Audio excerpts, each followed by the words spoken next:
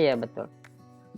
Ya, Terima kasih tetap pada box tadi ya, tetap pada box. Cuma kognitivism itu fokus kepada yang terjadi dalam box itu apa sih? Nah, apakah ada interaksinya, prosesnya seperti itu, ya. Dan tetap penekanannya pada tadi ya, penekanannya pada proses yang terjadi dalam box. Tetapi tetap nggak boleh keluar dari nasi goreng pakai telur pakai yang lain-lain, karena emang yang diminta bukan itu, seperti itu.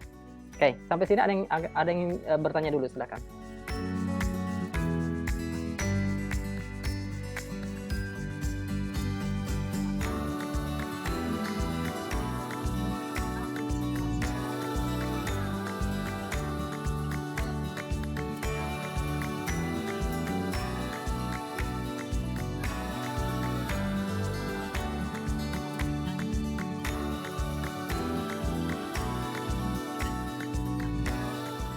Ya, kalau dalam behaviorism itu nggak perlu siswa nggak perlu mikir kenapa garamnya cuma 1 sendok atau setengah sendok, nggak perlu, karena emang dia maunya pokoknya nasi goreng. Yang dilihat adalah hasil akhirnya, harus terjadi nasi goreng. Makanya yang ditekankan adalah proses drilling atau latihan yang berulang-ulang, ya. Bukan ditanya kenapa sih harus begini, enggak. Pokoknya kamu harus begini diulang supaya membentuk sebuah kebiasaan atau membuat bentuk perilaku yang diharapkan. Ya, perilaku yang diharapkan dalam konteks nasi goreng ini adalah ya nasi goreng itu. Ya, seperti itu. Oke. Ada yang ingin ditanyakan lagi? Silakan. Ya, sudah. Nah, sekarang Pak, saya ingin bertanya. iya, silakan.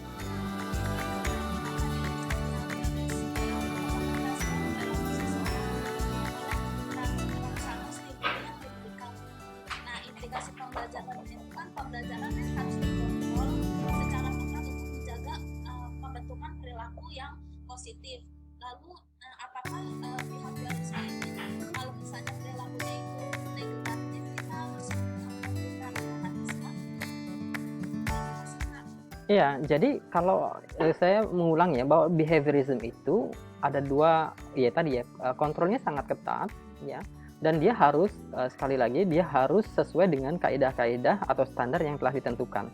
Nah, caranya adalah kalau dia baik diberikan reward ya, atau diberikan penghargaan supaya karena ini benar baik, nah, sehingga bisa berulang-ulang. Nah, kalau dia di luar dari yang kita inginkan, nah, kita kasih punishment ya, hukuman. Hukuman ini bisa berupa hukuman fisik atau hukuman mental atau hukuman aktivitas lainnya untuk mencegah, sebenarnya tujuannya adalah untuk mencegah supaya tidak terulang pembentukan pattern yang nggak bagus ya, seperti itu. Gimana? Oke, ya ada yang tanyakan lagi? Oke, sekali lagi bahwa konteksnya tadi ternyata kognitivism ini berbicara di dalam kondisi-kondisi yang ada dalam box tadi ya. Box tadi itu yang tadi, kalau nasi goreng itu proses pembuatan nasi gorengnya. Tapi tetap hasil akhirnya harus nasi goreng, ya. Nah, yang ditekankan bukan hasil akhirnya nasi goreng, tapi ketika proses membuat nasi goreng itu seperti apa. Nah, itu kognitivism, ya. Tapi hasil akhirnya tetap harus sesuai dengan standar-standar, ya, harus bisa diukur. Nah, seperti itu. Nah, sekarang kita sudah selesai di bagian kognitivism. Nah, di English education ya, beberapa kegiatan diskusi kita itu kalau saya lihat saya hanya memberikan pertanyaan singkat ya, terus tiba-tiba banyak rekan-rekan yang menambahkan ya. Menambahkan tujuannya sebenarnya masih dalam box tadi, box pertanyaan saya. Tapi ketika masih berada dalam diskusi, ini banyak rekan-rekan mengembangkan pengetahuannya kenapa harus begini. Nah, itu sebenarnya saya telah mengadopsi atau saya menyengaja mengadopsi teori kognitivism. Cuma polanya, nah ya, pola tadi pemberian tugas yang bersifat linear, nah itu adalah mengadopsi teori behaviorism. Nah, seperti itu. Nah, sekarang kita masuk ya. Ini saya tidak membahas ini, ya, saya tidak akan membahas ini. Dan kita kalau dilihat, nah ini ini mind map ya, terkait dengan pengembangan knowledge tadi ya. Nah, sekarang kita akan berbicara tentang kognitivism dalam learning technology. Kalau behaviorism itu yang banyak di literatur atau banyak di jurnal-jurnal ilmiah itu mengatakan teaching machine.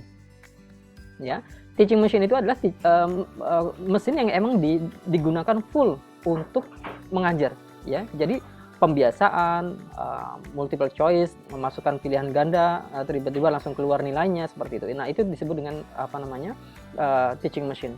Nah, dalam cognitive teori ya, itu boleh menggunakan sistem linear behavior, tapi isinya tadi ya bisa problem based ya, bisa misalkan pakai predetermined learning outcomes ya.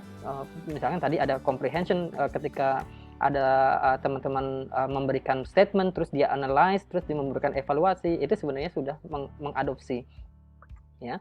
Nah, sekali lagi kata kuncinya kognitivism ini ya, how human process and make sense of new information. Jadi mengembangkan ya, dikasih tahu, oh kamu buat nasi goreng pakai setengah sendok garam misalkan untuk beras sekian, seperti itu. Nah, itu kan new information. Lalu diproses, kenapa bisa begini, kenapa harus ini. Nah, itu kenapa, terus dia menginterpret ya, oh ternyata kalau dibuat lebih dari ini, lebih dari berapa sendok, ini akan hasilnya begini. Nah, itu seperti itu ya. Interpret, integrate, process, organize, and manage knowledge. Jadi knowledge-nya itu dikembangkan atau diatur supaya bisa mencapai outcome pembelajaran yang diminta. Oke, itu tentang cognitivism. Sekarang kita berbicara constructivism. Nah, menarik sekali. Apa sih constructivism? Silakan.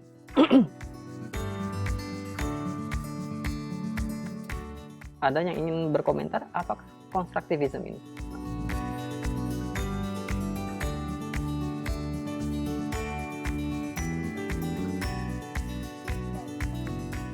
Iya, konstruk yang membangun, arti literalnya, silakan.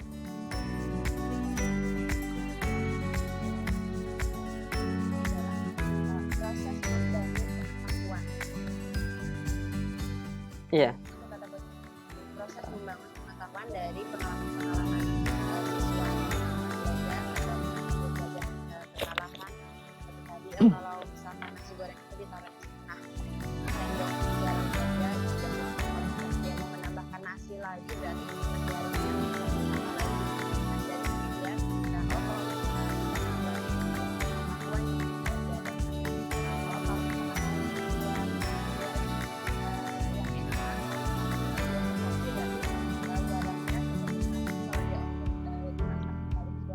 dia kalau garamnya sendok baiknya begitu. Nah, dari sinilah dari pengalaman dia proses yang membangun pengetahuan yang dia dapat. Ya, yang Ibu jelaskan itu disebut dengan cognitivism. Ya, silakan Pak Ucu.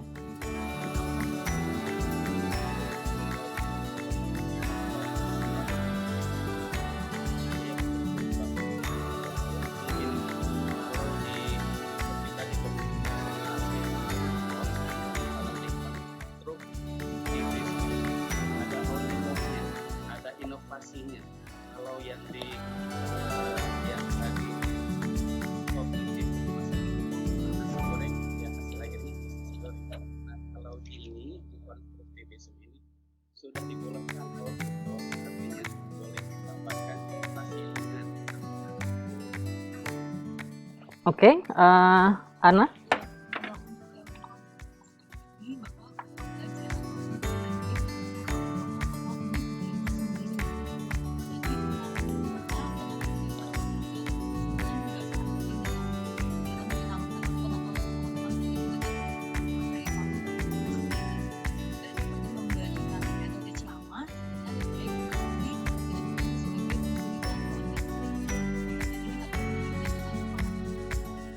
Ya, sebenarnya menjadi fasilitator itu bisa nggak di cognitivism? Bisa. Bisa. Membangun pemahamannya bisa, ya. Nah, tapi yang tadi Pak Ucu sampaikan, kalau buat nasi goreng, ditambah telur itu nggak masuk di kognitivism, ya. Nah, kalau misalkan tadi nasi goreng terus ditambah telur, dalam konteks behaviorism dan dalam konteks kognitivism itu gagal, ya. Nah, tapi kalau dalam konteks constructivism itu berhasil. Kenapa? Tadi ya, kita lihat di halaman 53, kita ulang ya. Di halaman 53, kritik terhadap behaviorism dengan kognitivism ya, itu adalah deterministik. Jadi sudah ditentukan luarnya harus begini. Jadi kalau behavior sama kognitivism, luarnya harus sama ya, yang ditentukan oleh kurikulum. Nah, kalau siswa ya mencapai atau melebihi kurikulum ya, itu tidak dipandang tidak baik dalam aspek behaviors, karena tidak sesuai dengan behavior yang dimau ya. Nah, oleh karenanya ya, dalam konteks ya sekali lagi konteks behaviors dengan kognitif ini adalah rule based. Nah, rule based. Nah, ini yang di sekolah-sekolah kita terapkan ya. Apa rule-nya? Harus sesuai dengan KI, KD-nya gitu kan. Nah, itu rule based ya. Operate under predictable. Nah, kita pokoknya yang disebut dengan bisa menguasai narasi adalah kalau dia begini. Nah, itu kita ngebuat indikatornya ya. Itu disebut rule based dan operate under predictable and constant conditions. Nah, ini seperti itu ya. Nah, over which the individual learner has no or little control ya. Kan yang tadi kalau kognitif boleh dong kalau kita buat nasi goreng melebihi ekspektasi saya dengan menambahkan misalkan kornet atau daging atau seperti apa. Nah, oleh karenanya, nah di sini dibilang ya, the external world is interpreted within the context of private world. Kita boleh mengekspresikan sesuatu di luar ya, di luar dari apa yang ditentukan dalam kegiatan pembelajaran atau yang ditentukan dari materi. Tadi yang Pak Ucu bisa sampaikan adalah harus ada, bukan harus ada, tapi fokusnya adalah seberapa dia bisa mengkonstruksi out of the box, yang di luar dari boxnya tadi. Ya, dengan kata lain, sekali lagi, dengan kata lain, kreativitas atau pembentukan knowledge, ya, itu salah satu yang diutamakan. Ya, nah saya ingin mengatakan seperti ini ya. Constructivists believe that knowledge is essential subject in nature, constructed from our perceptions and mutually agreed convention. Jadi dia ketemu sama siswa ketika masih berdiskusi, oh ternyata nasi goreng itu enak kalau ditambah kecap, harus ditambah ini bla bla bla dengan dia berkomunikasi dengan teman-temannya, akhirnya dia membuat sebuah konvensi, membuat sebuah agreement ya, bahwa oh ternyata yang disebut dengan nasi goreng ini enak ini harus ditambah A B C D ya, seperti itu. Itu artinya dia mengembangkan knowledge baru ya, knowledge baru. Nah, ini yang disebut dengan teori constructivism ya. Jadi dia knowledge baru out of the box, di luar dari box yang telah ditetapkan. Nah, dalam konteks ini kenapa UN menjadi perdebatan? Karena UN tidak bisa mengatur atau tidak bisa mengukur pengetahuan baru yang dikembangkan dari interaksi siswa dengan guru, interaksi siswa dengan siswa, atau interaksi siswa dengan lingkungan di sekitarnya, seperti itu. Ya. Nah, saya sambung ya. According to the view, we construct new knowledge rather than simply acquire it. Nah, jadi ilmu pengetahuan itu dikonstruk, dibentuk, bukan sekedar hanya mengingat, ya. Or through transmission from those who know to those who don't know. Jadi nanti kalau dalam teori social culture theory itu ada yang disebut dengan scaffolding. Scaffolding adalah proses dua orang bertemu, yang satu nggak tahu, yang satu lebih memiliki pengetahuan, lalu yang lebih punya pengetahuan ini mentransformasi atau mentransfer ilmu kepada yang tidak tahu, sehingga terjadi transfer knowledge, ya, dan si yang nggak tahu tadi mendapatkan ilmu baru. Nah, ini proses belajar dari orang yang nggak tahu dengan orang yang lebih tahu, ini disebut dengan proses scaffolding, seperti itu ya. Sekali lagi, karena proses pembentukan ilmu pengetahuan itu terjadi dalam social interaction, maka kita menyebutnya di sini social constructivism, ya. Nah, ini teori social culture theory seperti itu. Oke. Nah, saya sebagai penutup, karena ada jam 9 kita harus selesai, nanti kita akan sambung kembali, ya, bahwa konteksnya adalah the social context of learning is critical. Nah, seperti itu. Nah, sekarang terkait dengan pembelajaran yang kita pilih dalam English education. Apakah English education sudah berada dalam tahap constructivism? Jawabannya adalah belum, ya. Karena kita masih bersandar pada pertama textbook, ya, masih bersandar kepada ceramah melalui video-video pembelajaran. Maka yang untuk fokus awal, ya, untuk fokus awal yang saya kembangkan adalah bagaimana rekan-rekan ini memahami inside the box, ya. Saya belum mengarah kepada outside the box, seperti itu. Oke, sampai sini ada yang bertanya dulu, silakan. Ya, sekarang Ana, silakan.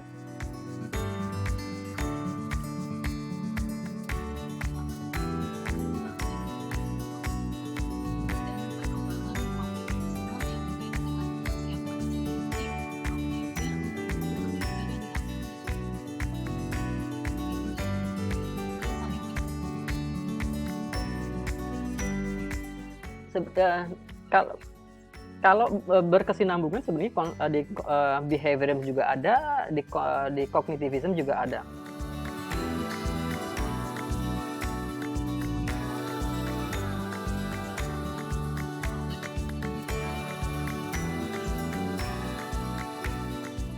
Iya. Intinya pada konstruktivism adalah pengembangan pengetahuan baru di luar dari boxnya. Ya. Nah, kalau kita mengajarkan siswa, ya, bagaimana membuat nasi goreng, tapi nasi goreng itu tetap pada standar, itu masih berarti kita memakai teori behaviorisme dan cognitivism.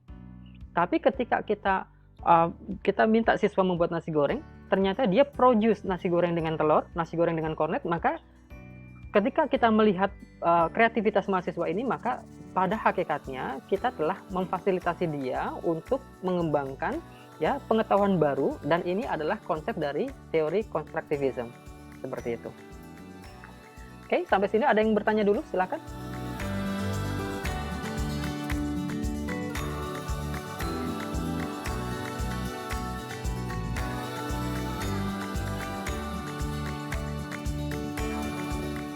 Belum di-upload nilainya, seperti itu.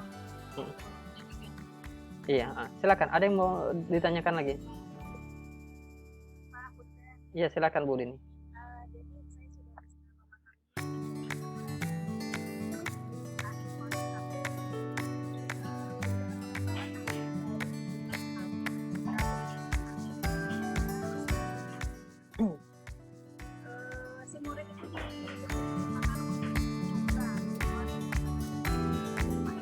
Betul.